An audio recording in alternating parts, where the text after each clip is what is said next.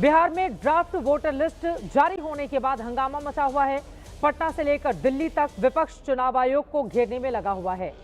सबूतों का atom bomb होने का दावा किया जा रहा है और आज सबूतों के साथ ही तेजस्वी यादव ने प्रेस कॉन्फ्रेंस के दौरान चुनाव आयोग को घेरने की कोशिश की है।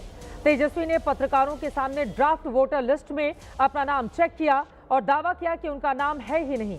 विपक्ष के नेता का नाम नहीं होने के बाद जंगल की आग की तरह फैल गई, लेकिन कुछ ही देर में चुनाव आयोग ने उनके इस दावे को झूठा बता दिया।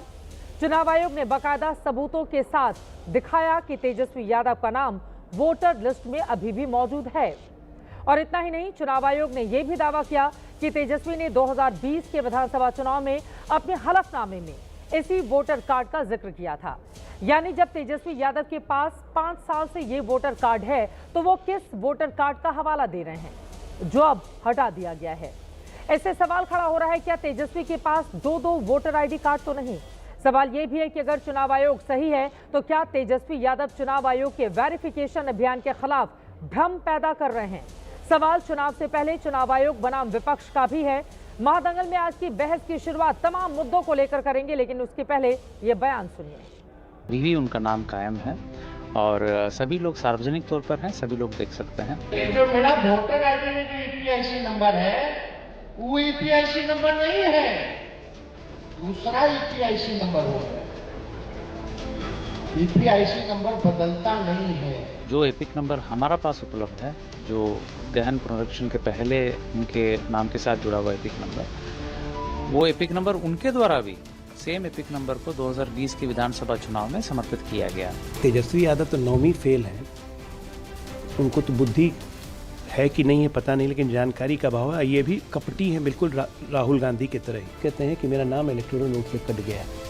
ये झूठ और भ्रम फैलाने का बात नहीं है तो क्या है। ये लोग का झूठ पकड़ाते जाता है, ये बेशर्मों की तरह माफी तक नहीं मांगते ये लोग। The election system in India is already dead. We are going to prove to you in the coming few days how a Lok Sabha election can be rigged and was rigged. The Prime Minister of India is the Prime Minister of India with a very slim majority. If 10-15 seats were rigged, he would not be the Prime Minister of India. नेता प्रतिपक्ष ने फिर से एक अनर्गल बयान दिया है और उन्होंने कहा है कि चुनाव आयोग द्वारा वोट चोरी को लेकर उन्होंने सबूतों का एटम बम तैयार किया। अगर आपके पास सबूतों का एटम बम है तो उसका परीक्षण तुरंत कर डालिए। चाहिए उनके पास न कोई तथ्य है न सबूत है।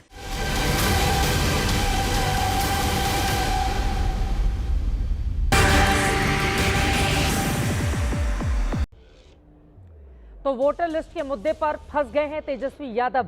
जो दावा उनकी ओर से किया गया था उस दावे में दम नहीं दिखा और इसी वजह से सत्ता पक्ष के निशाने पर आ चुके हैं नेता विपक्ष।